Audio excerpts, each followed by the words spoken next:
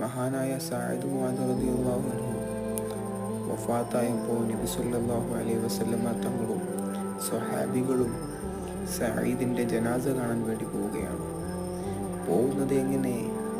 നബി സല്ലല്ലാഹു അലൈഹി വസല്ലമ തങ്ങളും സ്വഹാബികളും നടന്നിട്ടാണ് പോകുന്നത്.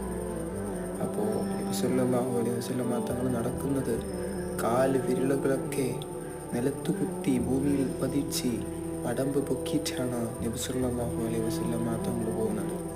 അപ്പോൾ അതിലൊരു സ്വഹാബി ചോദിച്ചു, നബിയെ എന്ത് പറ്റി നബിയെ, എന്താണ് ഇങ്ങനെ നടക്കുന്നതെന്ന് ചോദിച്ചപ്പോൾ നബി സല്ലല്ലാഹു അലൈഹി വസല്ലമ തങ്ങൾ മറുപടി കൊടുത്തു, സഈദ് റളിയല്ലാഹുവിൻ്റെ ജനാസ കാണാൻ വേണ്ടി അള്ളാഹിൻ്റെ പരലോകത്ത് നിന്ന് ലക്ഷക്കണക്കിന് കോടിക്കണക്കിന് മലായിക്കത്തുകൾ വന്നുകൊണ്ടിരിക്കുകയാണ്.